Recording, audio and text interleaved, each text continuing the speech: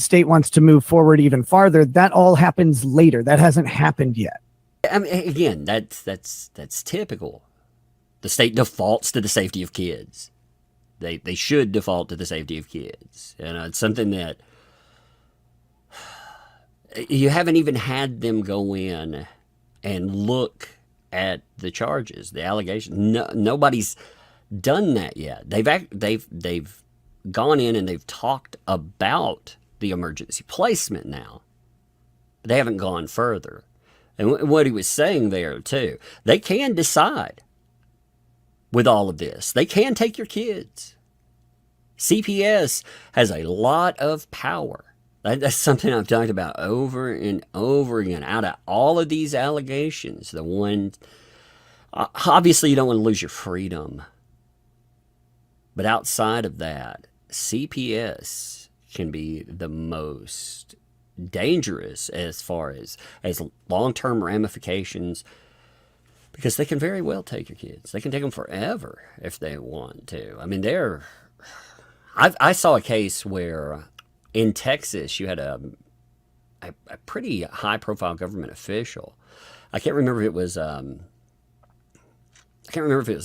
like the governor at the time, one of his family members. It's been a while, but they were fighting with CPS over just allegations. There were allegations of something that had come up. Children had been removed from their home, and they had the governor or whomever it was, that family member, they were actually intervening, and they couldn't make anything happen. And that tells you how much authority that CPS has. So, with that, I would hope, I would really hope that statements about like CPS officers more, they would probably never mention them ever again live. Like never talk about them live, never mention them by name, never talk about them being liars, any of that, because, I mean, they're human. They respond. And when they respond, they can respond with something. Again, they could take away your kids forever with this stuff. I've seen people that's happened to. Again, in mental health, we see one of the things that kids typically, no matter what happens, CPS or DHS, they'll typically put a kid into therapy, and they'll put the kids in. You'll have community-based mental health if parents, they don't have the resources to go and put a child into privatized care. So if they're put into community-based, you get a lot of kids like that. I've seen a lot of cases. Did that for a long time, and a lot of people lost their kids they lost them for extended periods, and some people lose their kids forever. I mean, they make suggestions, and their suggestions carry a lot of weight. I don't think a lot of people understand how powerful that organization is. You hear very heavy accent. If I did an interview, my questions would be very pointed. It wouldn't be unfriendly, but they would be, they wouldn't be like, just, hey, how are you feeling about that? They would be pointed to certain things. And maybe that's not a good interview right now, because they would be questions about what's going on in the case. I can't really comment on it. I don't know. Right. Well, yeah. Well, also, if you looked at the evidence that the state had, they list, again, we saw probable cause. We saw everything that was listed with Aaron. That, if you ended up going to trial, you wouldn't want to lock yourself into commentary. You'd want to go after his character. You would. Again, that's not commentary on Aaron, pro or con, not at all. I'm just saying, as far as commentary about Aaron, that would probably be really dumb to lock anything in. Let Aaron speak. And if you end up in trial and, his allegations come up, I expect them to go after his character. Very much. I mean, we see this in every other case. People will take that as excusing behavior, and that's not. It's just typically how a case plays out.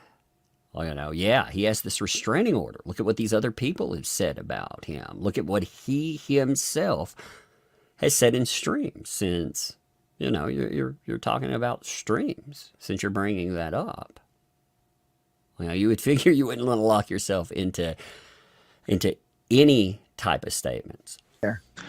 Do you think he'll go to jail? Me? Yeah. Hope not. I did my overnight at the county lockup, and it wasn't pleasant. It wasn't the worst thing ever. I just mostly slept. Lockup's one day. Lockup is not going to jail either. Just to note, if you think lockup is bad, lockup is the best case scenario for yourself. You go to jail. Woo, man. I mean, we've all seen the documentaries on going to jail. That is lockup one day. Yes, that is an inconvenience. It sucks. It would suck. I've never been to lockup, by the way. But yeah, I mean, you go like we have our lockup at our sheriff's department out here, and compared to going to the jail, I mean that place is a 5-star restaurant out here. You see their food, and their food. I'm not saying their food's good or anything, but compared, we've done tours of the jail before. And yeah, going to jail. Whew, if you think that's bad, I would be very motivated to keep my ass out of jail. Maybe I don't know. I don't know if it would be the best choice being here for this interview. Again, the answer is I don't think there's been anything that is really locked in, anything that hasn't already been stated before. But going on, I was surprised this interview happened. Just to be honest, I was very surprised. The key word in there is should be, not has to be. You don't always have to follow with that. Typically, if everything plays out a specific way, then yes, they will go with that sentence. But it's a should be. This is not an inflexible rule. Now, you did have the judge. So again, what he's saying there is, again, you have sentencing guidelines, but you don't actually know what the state is going to do. They could do things that could be for your benefit. Again, they can make suggestions for your benefit.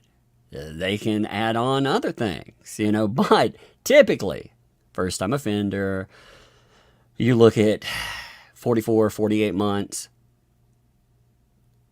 They sentence you to that, but they're like, you don't actually have to go to jail. We're going to put you, we're going to make sure you don't screw this up. As long as you don't screw up in X amount of time, yeah. Now, jail time is a different matter. You see that with all types of offenses. Everything from drug, DUI. This judge is a hard case for sentencing too. This judge, if you look at a lot of the sentences that he has imposed, he has gone with suggestions outside of that in some cases. And some of those sentences have been hardcore.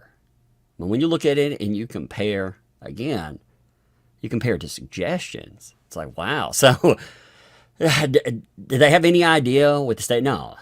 Like, this is at the very beginning. And he's right in that for sure. If you look at the court documentation, you're just now getting into the back and forth of, hey, exactly, his lawyer essentially said, what exactly do you have on us? And they answered, they gave that breakdown, which we saw yesterday.